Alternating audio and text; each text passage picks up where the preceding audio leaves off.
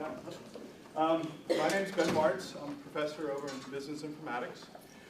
Here, a couple bookkeeping things.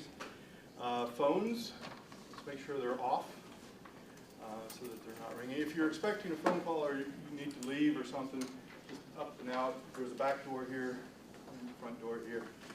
So we'll get that covered. You are here today, I'm assuming, for the presentation by Jim Fortner, Vice President over at P&G.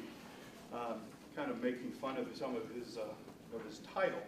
It's Vice President of Information Technology Supply Chain and Development and Procurement Services. So in the world of acronyms, I'm kind of surprised you haven't come up with something. We have. Okay, all right. Well, how do you pronounce it? I won't tell you. You'll make fun of me even further. So. Okay. Well, be spending the next half hour or so explaining what the title is first thing, but really more importantly how P&G sees technology, how it's changing the game in business. Okay, so without further, thank you, buddy. Thank you. This is my second appearance in this room. Lou had me here for his class a while ago, in the first semester I think it was or something. And so I'm an alumni here. I'll tell you a little bit about my background. So I enjoy coming to NKU. Okay, I go to all the basketball games for men's and women's. You'll see me and my wife down there. Some of you may, if you attended a game, you probably see me. My strategy at the basketball game is to harass the referees so NKU can get a couple points here and there. You know, I just figure if I can get on that ref, and I invite a friend of mine who's our parish priest. He comes with me, so he absolves me from my sins at the end of the game. So I walk out of the game clean, and I feel good, and we do it all over the next game. I'm going to introduce some friends of mine at P&G. Dave Chalmers. Dave does all of the communications for me and my organization and other organizations. So Dave, put the slides together. If you don't like them, just go tell Dave. Give him some feedback. He appreciates that. Dave's had a lot of different roles. Dave's been in IT, been in operations, in the core of our IT operations. And like many big companies, you kind of go in and you do a little bit of this, a little bit of that, and all of a sudden he's changed his career to really focus on business communications, which is critical. And we're going to be sticking around afterwards. If you want to ask Dave some questions, feel free. Leverage the fact that we're here, okay? We want to be here. Next guy's Brad Metzner. Brad, this guy's going to be on the faculty here. He's had a unique role at P&G. He is kind of one of our key analysts. He takes and analyzes the business data that we have, market share, volume, shipments, financials, puts it all together and creates insights for our presidents in the company and our functional officers. Brad's been doing that for quite a while. A real blessing to NKU to have him here. So he's over in the College of Informatics. He's going to be starting up May 15th. So he's retiring from P&G. He's had a wonderful career. Okay, this is just me a little bit. 25 years at P&G. I'm from Northern Kentucky. One of 9 children. My mom and dad are from Taylor Mill. And I came to NKU first in 1980, and I did it for about a year. And I went into the Air Force after that. Needed some time to kind of grow up, so to speak. So I spent 4 years in the military. Came out of the military, came back to NKU after I was in school during the military the whole time. And came out, finished at NKU. So if you guys complain about the number of hours that you have to graduate, who will graduate with more than 186 hours? Anybody? How many hours will you have when you graduate? Probably around 190. So you're in my club. I had 186 hours when and I did not want to graduate. So I had a major in economics, a major in we called it information systems back then, and a minor in finance. And I left here only to go to St. Louis University to get a master's in finance. So I really enjoyed learning, and I'm passionate about this. So we are here. You got me for about an hour, and I'm going to stick around afterwards. We are here for one reason, for your development. That is it, for your personal development, okay? So this is not a slideshow about how great P&G is. I'm here to share P&G and my colleagues here. We can talk about our experience, but this is about you, okay? How do we make you better? How do we make you more competitive, okay? This is about you're a brand, and we want to improve your brand, okay? I've had different roles at P&G. I've kind of been all throughout different business roles, mostly in IT. I had probably the most fun when I was in Belgium. We have a data center operation, ran all of our Europe, Middle East, Africa business, and I was doing that work. So enough, I don't really like talking about me, to be honest. I'll get off this slide. A little bit about P&G.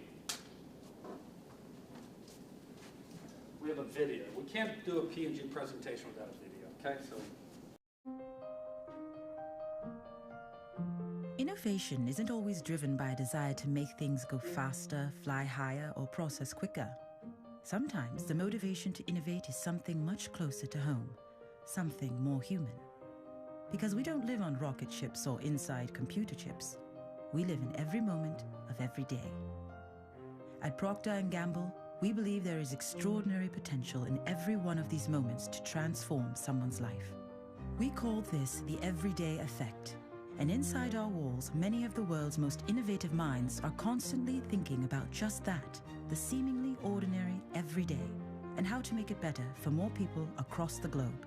This obsession is the driving force behind everything we've done for the past 175 years.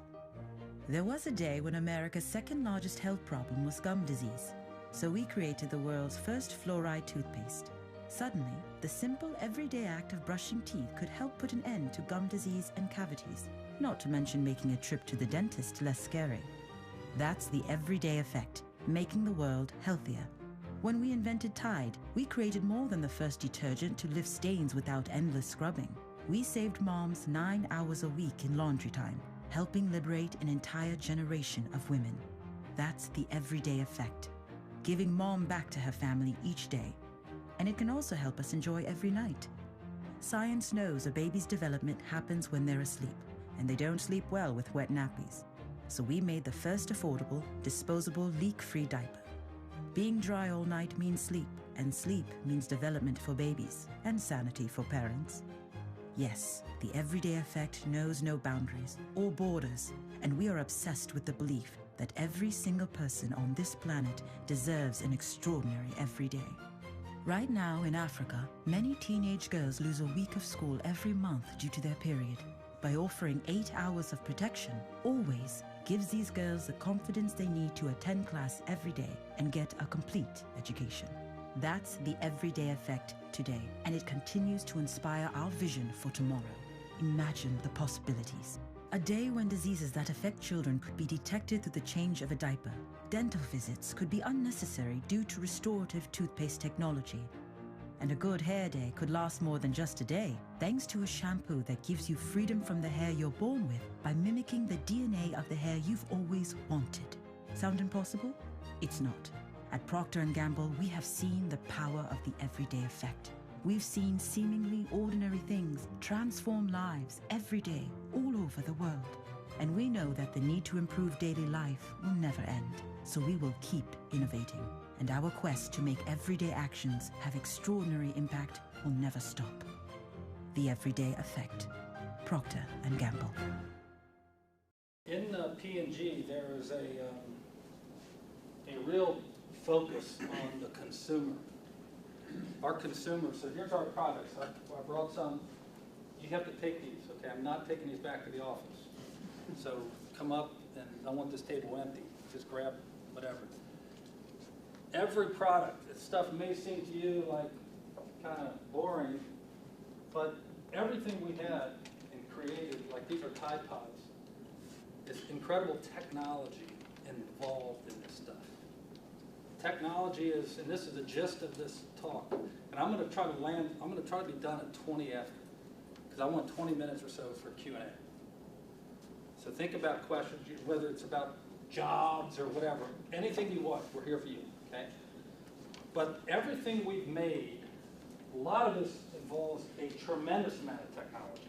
A Tide Pod, to create and encapsulate detergent in silicone and have it dissolve, whether in a wash machine or in a dishwasher, and have the right viscosity, I mean, and cleaning agent is I've been to many plants and I've seen these things produce. It's unbelievable.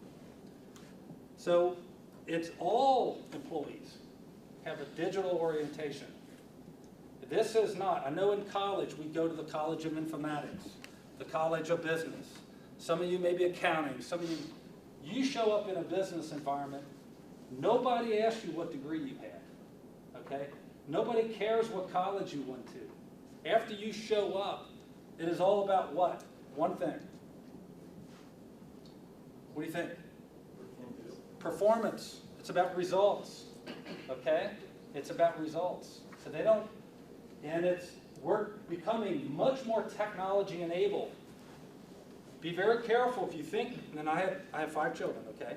I had one of my daughters come to dinner this about a year ago. Now she's confessed. She said, Jim, boy, or Dad, I see things a lot differently now. She's in college. She came and said, oh, I hate this technology. This stupid computer drives me crazy. And I just had a cold chill down my spine. It's like, we hire you to be digital. I don't care what your degree is. Companies bring you in because you are the digital age. If you are afraid of technology and you're pushing this stuff, like I said, Rachel, think about what you're saying. You have basically made yourself not marketable. Okay? So you must open your eyes to technology. Every one of these brands were created with incredible technology. I still want that shampoo that can make the hair work for me, you know what I mean?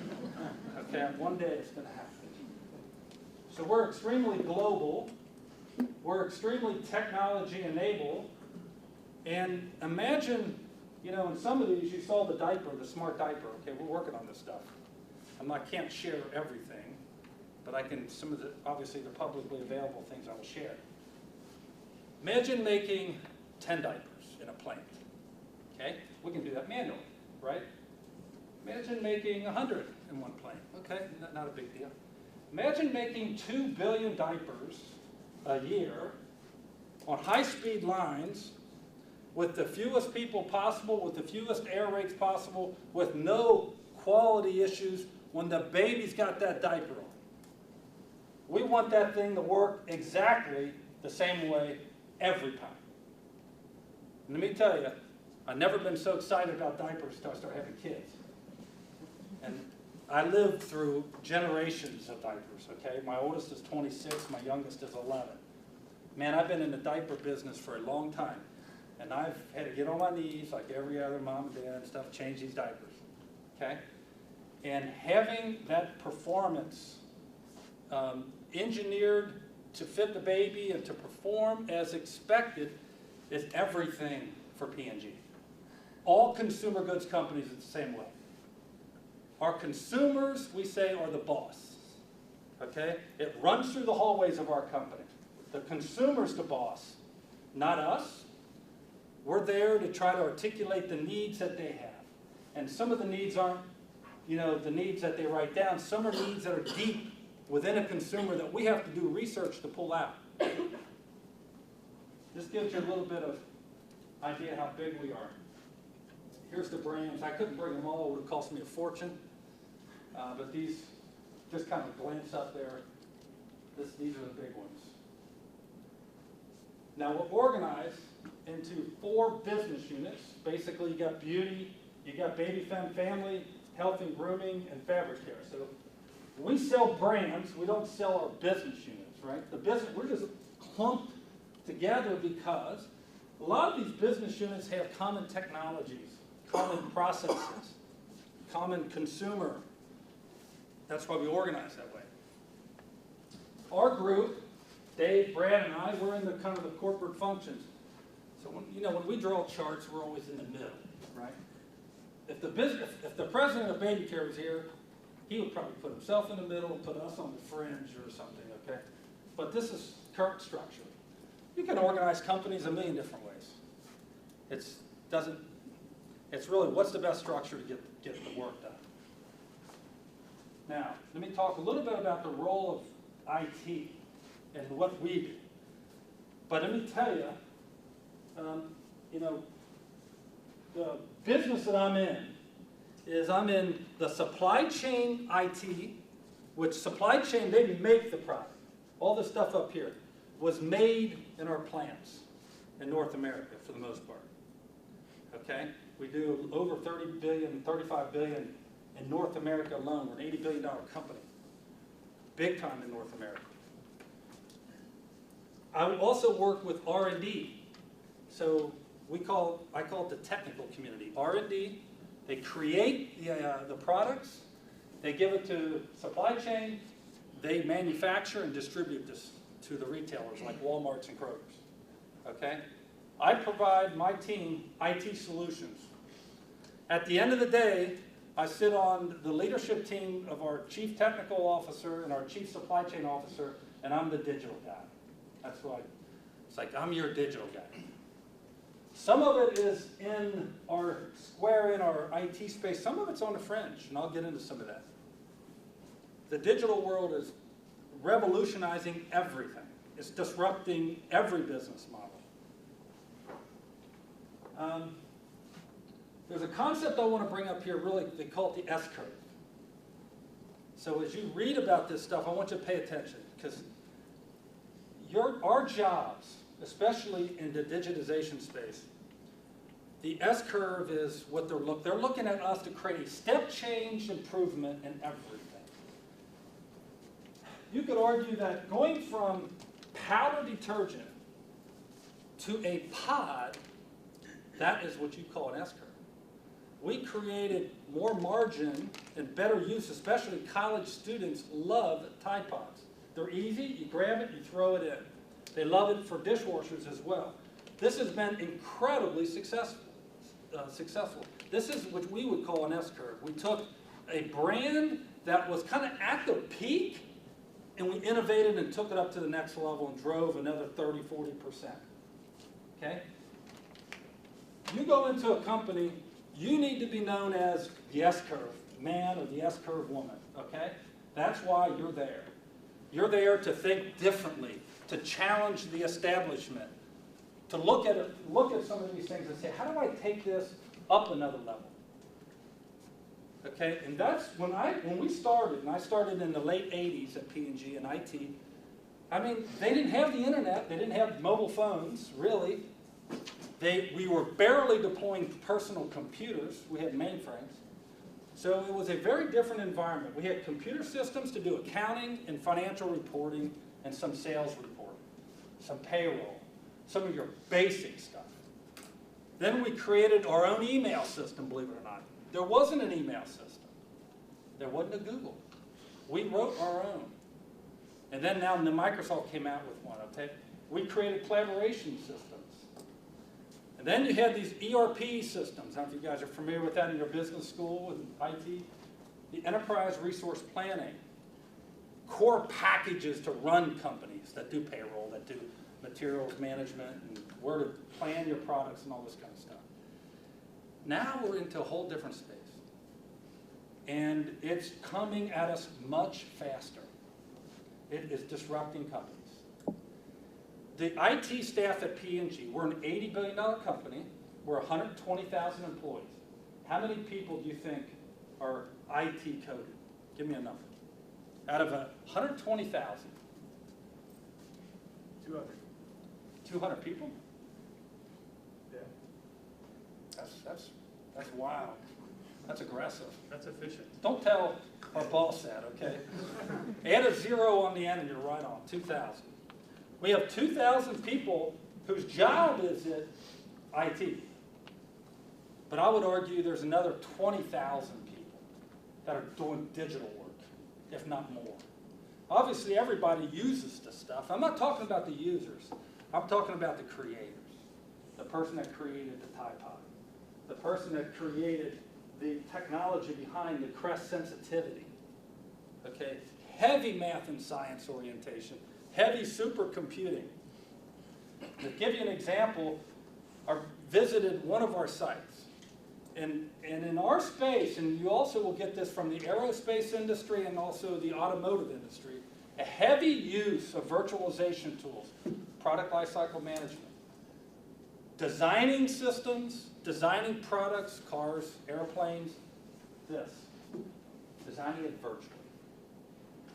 Okay, and then creating it virtually. All that was done via hard consumer panels. We used to bring people in, and we'd put all these different shampoo bottles and say, test this one, and write down your stuff. And you do the same thing.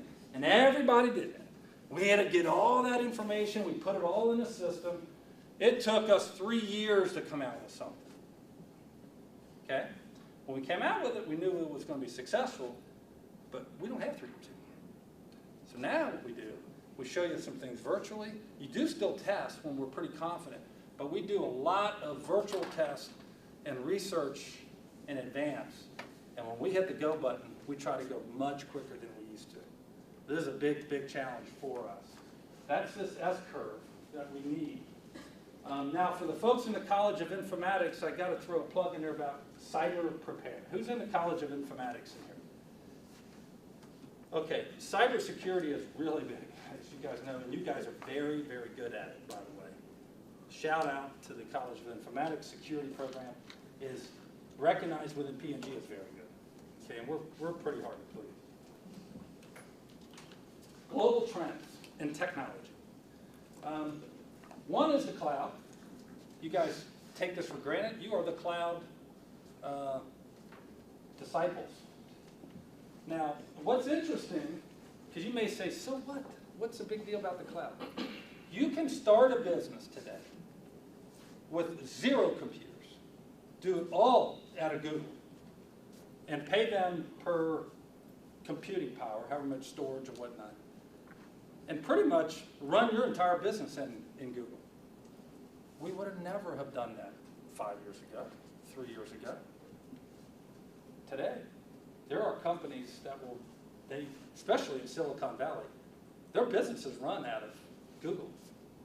I've been there. I just came back. I was there in November. They're growing. I mean, they are taking on a lot of the computing.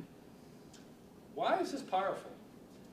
Companies are moving stuff off the balance sheets into virtual startups and start downs. If I can take all of our computing systems, and P&G's got a large computing environment, you spend a lot of money in technology. Can you imagine taking all that computing and putting it in the cloud? If you use it, then you scale it up very quickly, and then when the project's over, whatever, you scale it back down to nothing. Completely get out of it. Today, I got to buy $1 million systems. Modeling and simulation software alone. If you guys have been seeing videos, we have this thing called a cave. You put glasses on, you step inside, and you can virtually see how Pampers made a diaper in the line. It's the deep into the technology. No different than if you went to Ford or something like that. That software and hardware, the computing to run this, is unaffordable for companies. You can't do it. You must leverage cloud capability.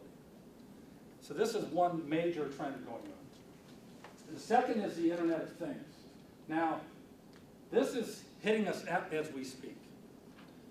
And we all know the phones, how smart they're becoming.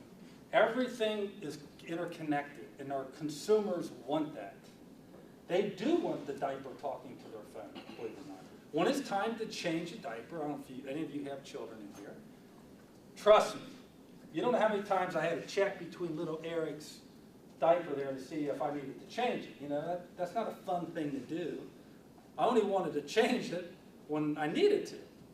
Well, you can imagine a little simple app that can trigger, hey, time to change your son and daughter's diaper.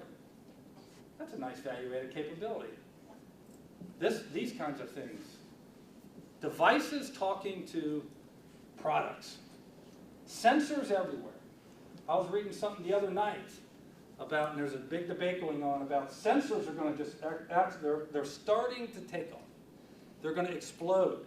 Sensors, whether it's in shirts, whether you drink sensors, and they're in your organs, and they flow through your body, and they tell you how healthy you are, they're going to take off. They're going to be in everything we purchase in the future, and they're all going to be talking to each other.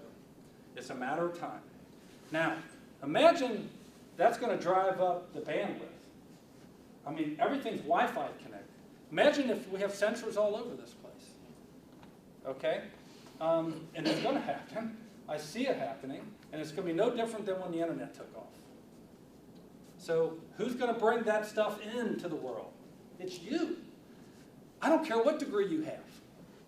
If you're smart, if you're an S-curve person, if you're determined, you'll do it, okay?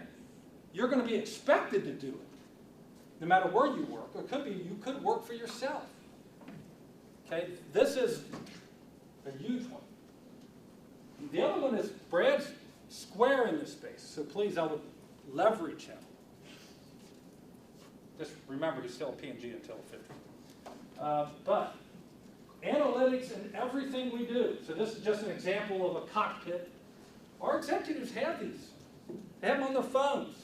They come to work in the morning. They know kind of the state of the business immediately, what's going on. They want every piece of data real time. Companies aren't used to running real time. We have tons of information about what we shipped, what we made, what the consumer call centers are taking in from our, you might use one of these things, and some of you may call the 1-800 line, some may not. But what if you're the baby care brand manager of Pampers, and you call up and you say, look, I got a big idea for your company. I'm working on this, and I think we can put that on. Don't you think the brand manager would want to get a hold of that information as quick as possible? Getting plugged in and mining that data and acting on it for companies is extremely important. In the past, companies couldn't respond. Now things are becoming real time. And there's so much information you can get lost. Okay, you can literally drown in it. It's like, well, what's really important?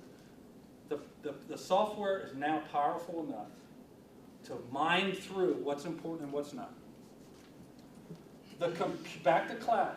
The computing cycles are there to answer any question you really have.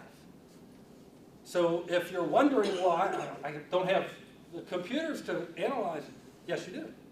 It's all here. So this is flipping everything on its head.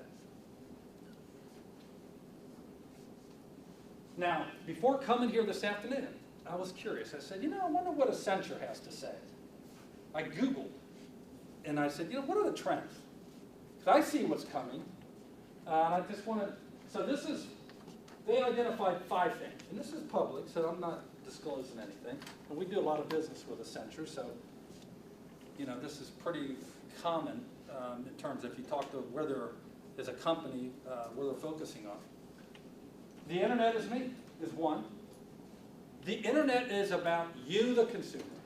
You in the middle of everything. Everything that's created, the more it can put you in the center of it, the more successful it will be. Applications weren't written that way before. Trust me, I wrote lots, and I always wrote it for a single purpose. Now everything's written to be interconnected. Second is, it's an outcome-based economy. Think about the cloud.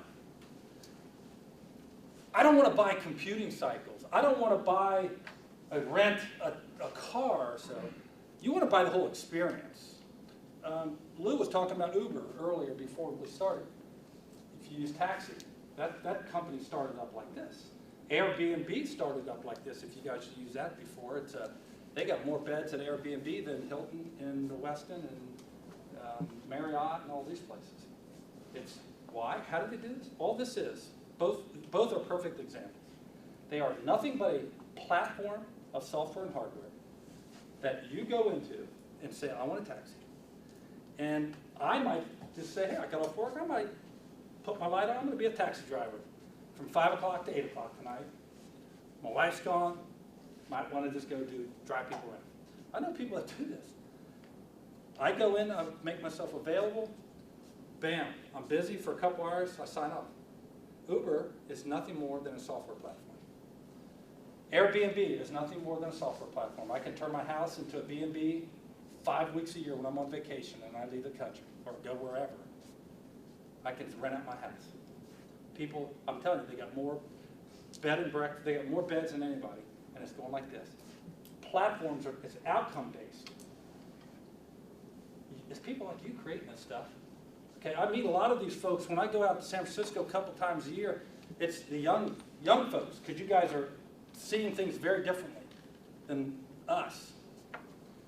Third is it's a digital platform revolution. Whether it's with the phone or you go into a car, you want everything connected via a platform. You expect that, okay? Airbnb is a good example. It's a digital platform. Intelligence in every product, I taught that. And a workforce enabled, which I found this one interesting. I actually clicked on the video to see what they meant. And I see it at P&G. Robots are coming in. I saw this at Google, and there's another place called Singularity University. I would ask you to ping it. Go read. They have a lot of stuff out there. It's in San Francisco, Singularity University. Go look at the videos. They are working on major forces affecting the world. This was one. An example was they showed is you got a person on the floor, on a factory floor, doing some things. And a robot was right next to him, not in a cage.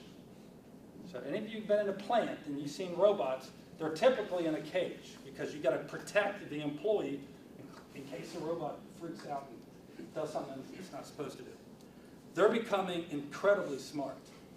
So now it's sitting right there with fingers almost. It can do very intricate things. And they learn. I saw one, there's TED Talks that's doing this as well if you want to go. It is phenomenal what's happening here. Okay? Absolutely game changing. And it's coming. We cannot bury our heads. That's, again, the call to action for you, please. If you're in a college and you are majoring in anything, you must stay connected to these things. This will change your life, and you could be in front of it, or you could be seen as kind of watching it happen. And I would encourage you to get in front of it. I was very fortunate. When I came out of NKU in '87, I got into technology, and I stayed in front of it. I happened to work on all newer stuff. And for 25 years, I've been very fortunate. And I'd encourage you, whatever you get into, try to intercept one of these things so you could be the thought leader. Okay?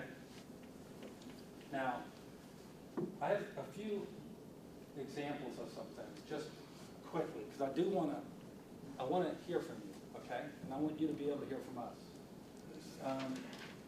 There's some of the things. I want to mention modeling and simulation, creating a product. These are things that we're working on like right now. Creating all this stuff virtually. Sitting down with the consumer and doing joint designs with the consumer.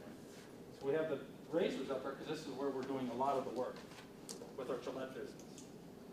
Our sales force is paperless. They show up. We're in cosmetics, in case you guys don't know that. So we show up in our beauty salons, and it's all paper. You would expect that. You're probably going, Jim, you got to be kidding me. Of course you're paperless. You'd be surprised. There's a lot of paper in companies. Okay? This is probably one of the things that's going to really surprise you when you start getting it full time. That wall is a digital wall. This is a real person. We have digital walls. So it's about this size. You go up, and we analyze consumer based on the virtual products. It's much easier doing this, much faster, and get much more insight. We watch them. We also have, they can put headsets on, virtual reality, and then they can spin the product and look at it and give us feedback right there on the spot. This is Business Sphere. These rooms, we got about 60 or so. These rooms are sphere-shaped. We have digital capability up here. People like Brad would be in there. We have an embedded analyst sitting with our presidents, explaining the charts and the insight. Okay? This was a thing of its kind when we developed it. It was very innovative. We have productivity tools for our employees. Big focus on productivity. We're constantly driving our employees to do more because we're giving them more capability. In our plants, you see a forklift driver. Some of our plants have a driver. Some do not. We have automated forklifts. The sensors, I mean, it's unbelievable. And I'm telling you, we are moving product like nobody has ever seen. Not too far from here, we have one of 6 of our, what we call distribution centers. One of 6 in the United States.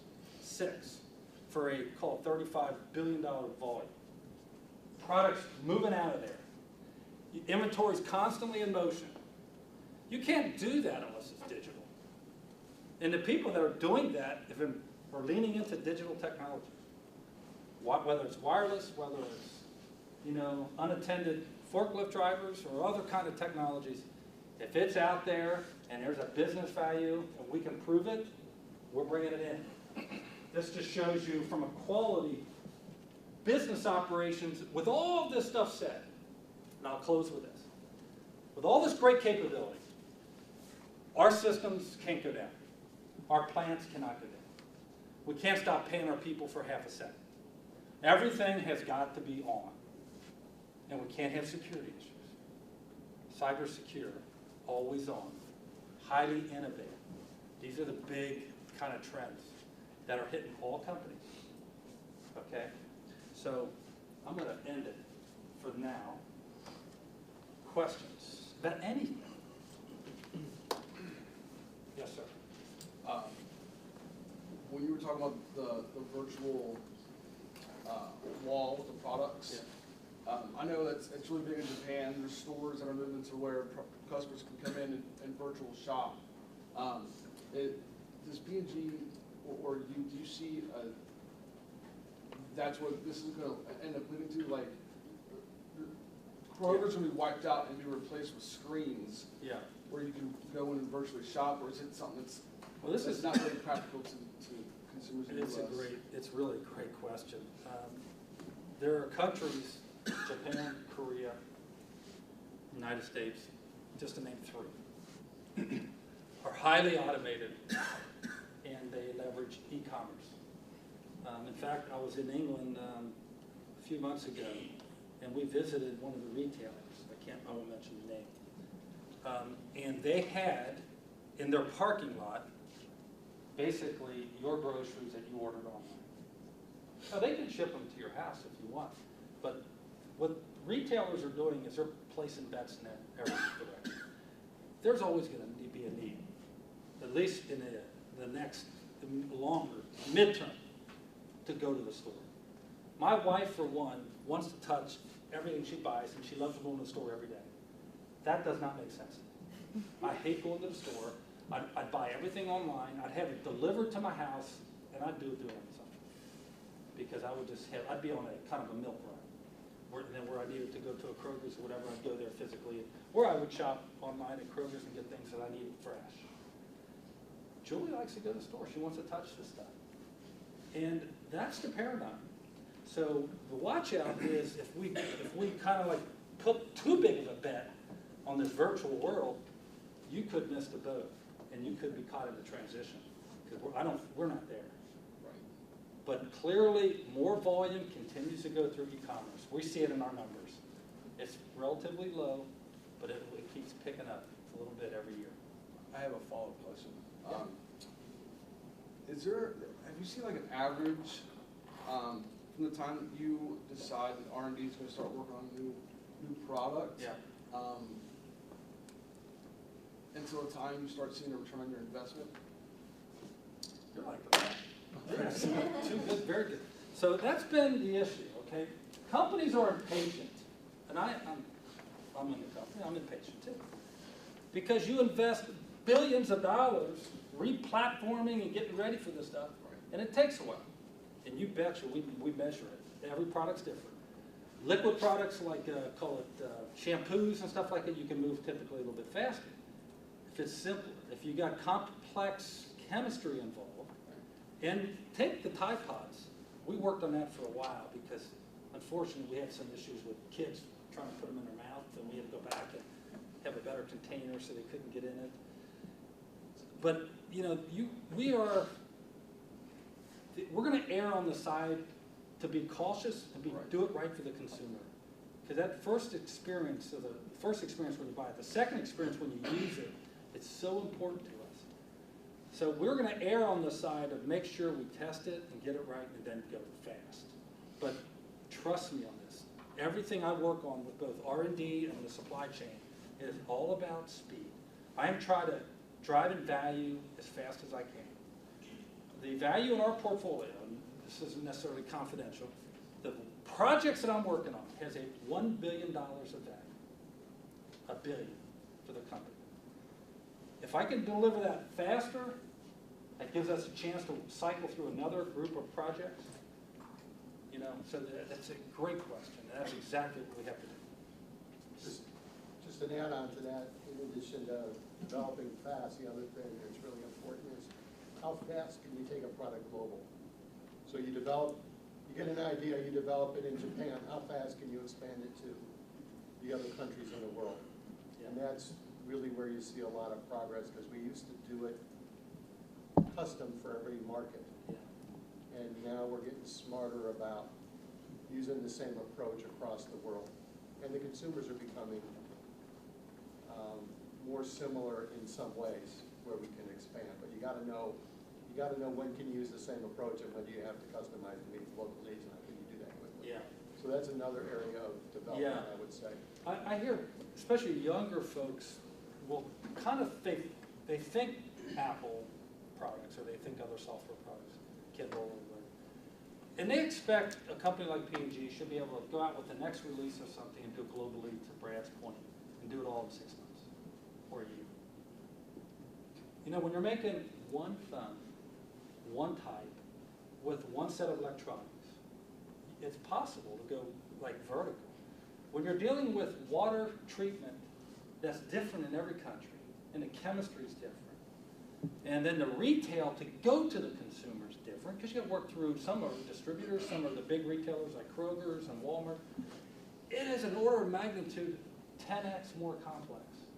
So for us, it is very difficult to do something like that within a year.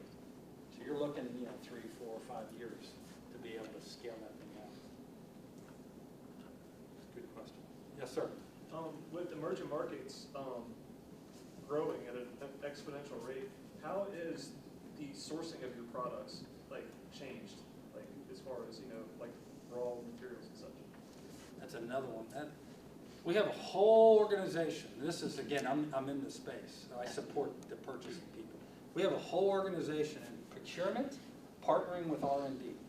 So before we create something, whether it's a package like this, because believe it or not, packaging, just how much money we spend on packaging, I'm not going to say it in a room, but imagine a company our size. You change the type of package, and you can save hundreds of millions of dollars across the world. And so the technology, when we work packaging, we'll sit with the brand manager. The brand manager will try to make sure that this is the right packaging for their brand. But the R&D person and the purchasing manager will ideate around, well, can it look like this? Because if we change this package and look a little bit like something else we already have, a global contract on, we can drop the cost like crazy. So we look for how do we create, how do we leverage the scale we already have with the raw materials, whether it's for packaging or for product. And we look at that stuff globally. We have global systems. We know exactly what we're spending on this stuff anyway.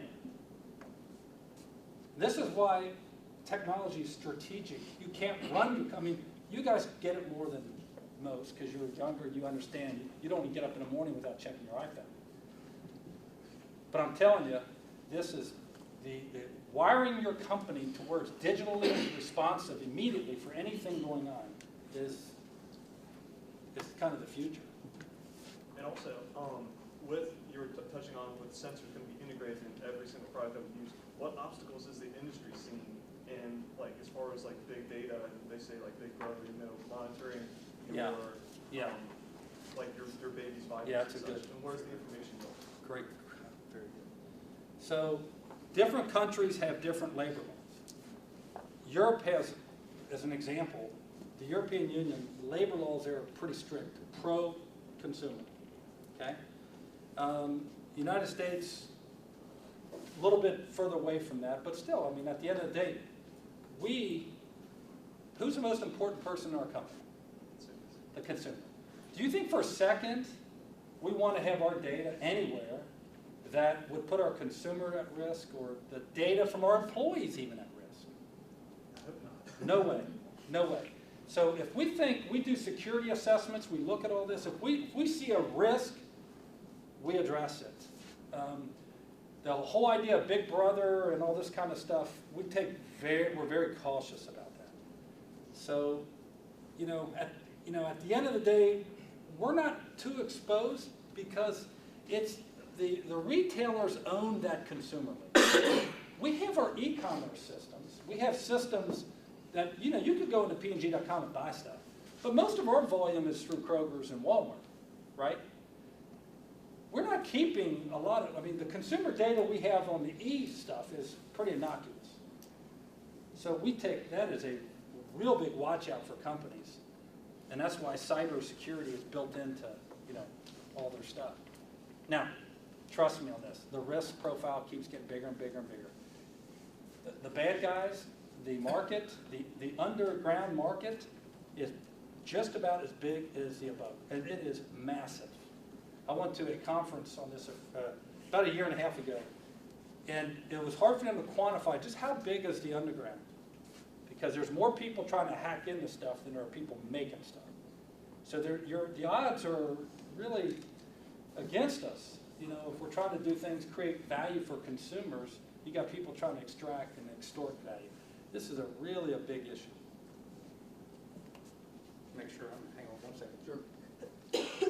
You were talking about technology being something that makes things easily available, information being able to be accessible to the people when they first walk into a room.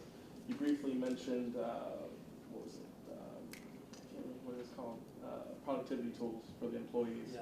Is there any particular platform that you guys use? Is it something native that you all use, or like Microsoft Business, or Yeah. anything like So native is not a good word. It used to be a good word for us because that means we created, right? Nowadays, off the shelf. If we can grab Google Docs and all that Google stuff off the shelf, we bring it in. Right now we use Microsoft Suite. Most companies have standardized on Microsoft. That's kind of like the...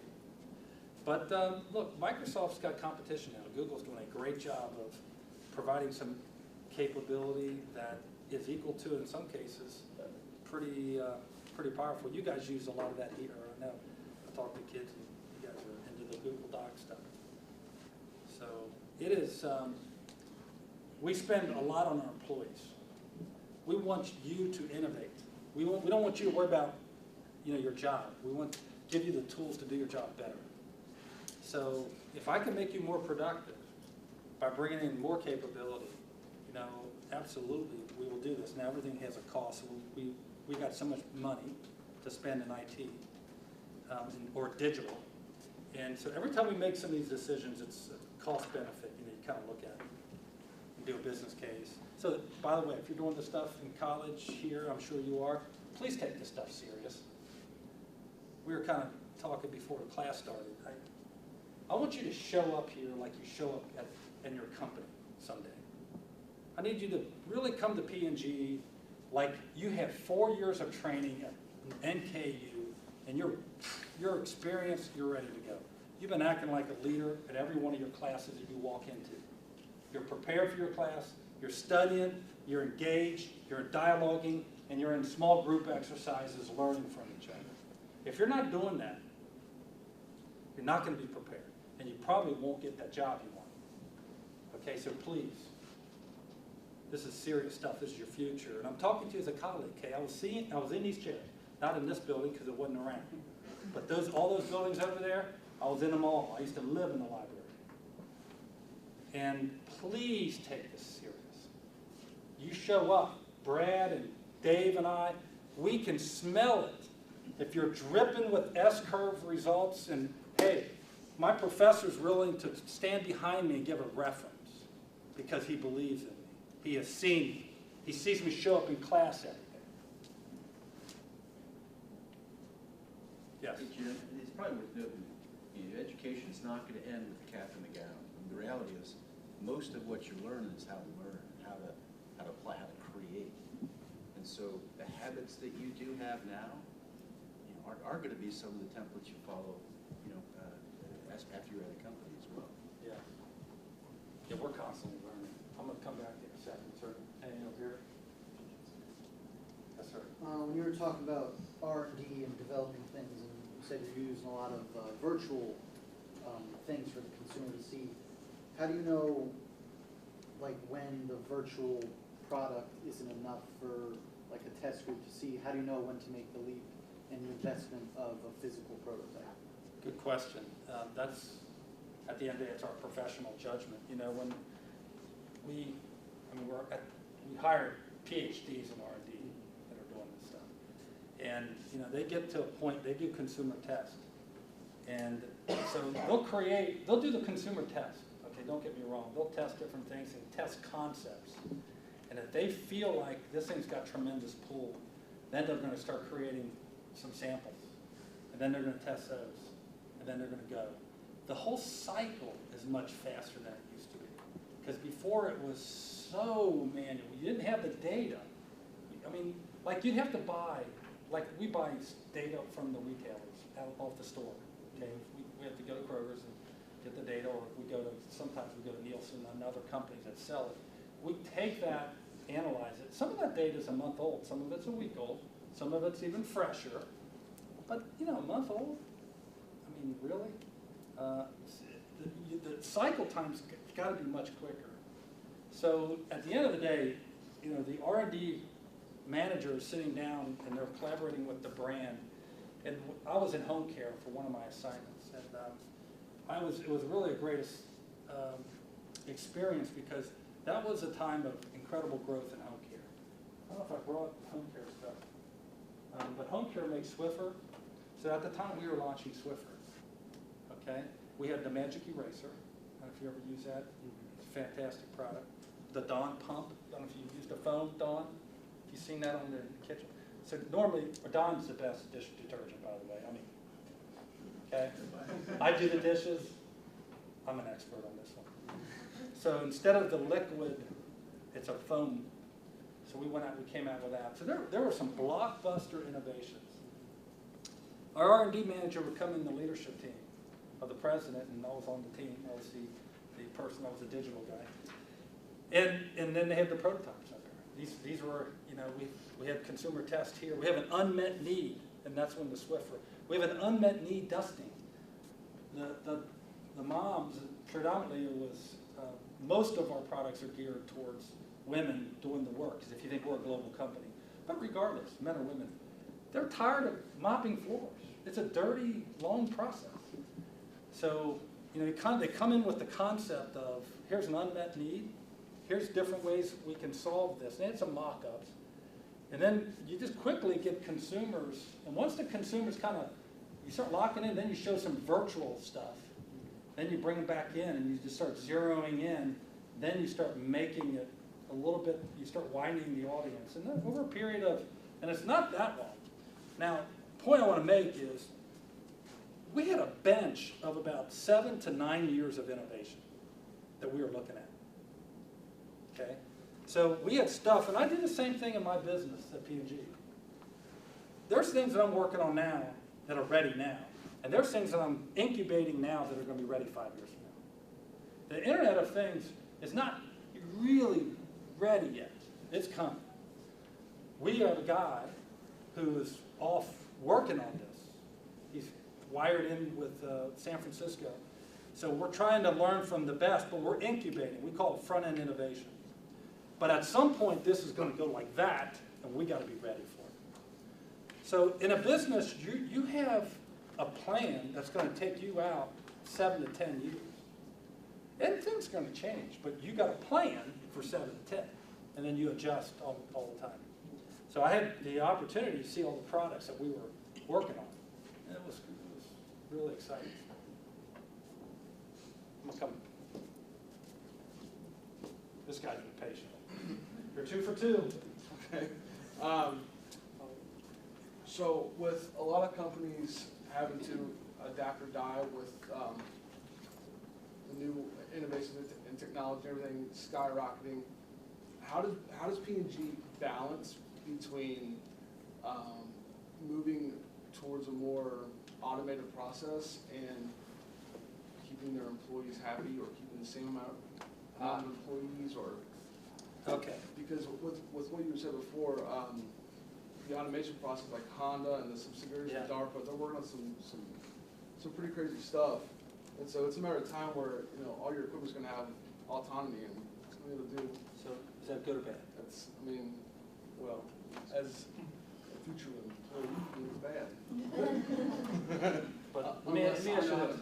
When I started, we were deploying personal computers. Personal computers were a productivity for our employees. You give somebody a PC and they didn't have one, everything was paper, you need less people to do that job. From when I started to where I am now, P&G's at least doubled. So in the big scheme, it's good because you're creating jobs. You're working up the S-curve, you're working on new stuff. This is where we gotta be careful. This is, it's not necessarily a P&G thing, as in the United States, my personal belief, we are highly innovative as a country. Our people are highly innovative. I see it in lots of people I deal with. There's a mindset of continuing to innovate. That's why we've been so successful over the many years. The United States is on top. That's why.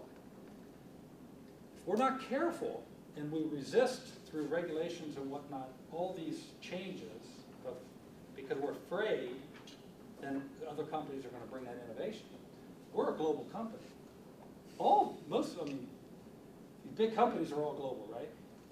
Global companies have shareholders. They're global. They're not from the United States only. They're going to do what's in the best interest of their shareholders. If they can create a product better, faster, cheaper, and with a more innovative culture in another country, do you think they're going to do it? Absolutely. So that's a very delicate balance, and we take this serious. I mean, we are about growing our business for our shareholders. We are about taking care of our people. So our survey scores, we survey our employees every year. We just finished a cycle in March. And our employee satisfaction scores are always in the top couple of companies. That is really important to us. Now, it doesn't mean we're not going to have layoffs in some countries because, hey, our business right now in some of our countries is not doing well. Other countries is doing great. So you're constantly, these global companies are constantly hiring here, laying off here, hiring over here, laying off here. My ask of you as a student is please don't get caught up in this. You want to be competitive. You want to be leading front-end innovation. You want to be bringing change in. You want to be the go-to guy, okay? And if we're playing defense all the time and da-da-da, that's not the go-to guy. So your focus is how do you make you more competitive? And how do you create jobs for people? Because you create a company. And that's well within our means here at NKU, to create the kind of leaders we need so that we're not fearful. We should be absolutely aware of these threats, but we're constantly moving forward and innovating and innovating again. Very good question. Yes, sir. With a company like P&G, how did you guys become paperless? Because I tried to establish this internship that I did, and I got the CIO on board, the CFO, the CEO, but the employees didn't get on board as well as... Yes. Drove you crazy, didn't it? Did it drive you nuts? It was miserable. It was miserable. Trust me, okay? So you can only do so much in these talks. You guys, by the way, these are the best sets of questions I think I've ever received from an audience. And I've given many talks. You're getting into the art of the human being. We can create all this beautiful stuff, but guess what? You show up in Cincinnati at Procter & Gamble, you're going to see a lot of gray-headed people. There's young people. P&G is a very young company. The average age is like 32, 33 globally. It's very young.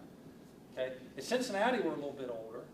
So you're trying to get people like myself and my generation to change quickly and be paperless and all that, right?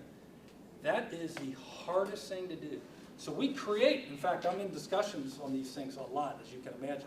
We create all this virtualization capability, but I'm now trying to get an R&D scientist that's been brilliant in his or her career for 25 years to put down the pen and pencil, to pick up a digital capability that will create and model their product, and it's not easy. So that is our biggest challenge. And you're a change agent. So you're going to be changing your company. And you got to be relentless. And my coaching here, because I've talked to a lot of people, is elevate the dialogue. You did the right thing. Get the CIO involved. Get some of the presidents involved. You need champions to work the culture down. You can't just work it up, because you'll be there forever, and you'll make minimal progress. Hey, Jim, it's worth adding. I mean, at the end of the day, somebody's got to see it in their self-interest to do it. Yeah, It can be carrot, it can be stick, it can be, there's a lot of way, but at the end of the day, if you're not seeing value in doing it, you're having a hard time getting the change to stay. Because I started small with surveys online, like they had surfaces, try to get them established with that, and it even became harder and harder of a process. With an internship, you only have so much time. Yeah. So, as I Elevate up. I mean, this is, you just can't, at the end of the day, you're brought there to help transform. You need to feel like everybody is working for you on this project. If you're afraid to come in my office and say, Jim, you know, this office is only adopted at 5%. I'm spending an enormous amount of time in this office. Hey, what do you think? What do you think I ought to be trying next? That's beautiful. But if you're afraid to engage and have me work for you, because it doesn't take long for me to go correct some of these issues. I can make a couple phone calls and help you immensely. A lot of our employees don't empower themselves. Okay, so they're afraid to kind of, well, you know, and you just keep working harder and grinding, and at the end of the day, the shareholders suffer, you know, and that's not what we want. I'm getting the hook, man. I can feel Ben's breathing. He's ready to grab me.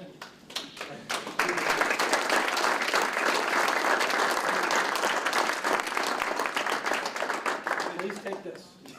I'm going to be the last one to leave. This is not going. And if people are around, if you want, if you've got some time, Jim's around.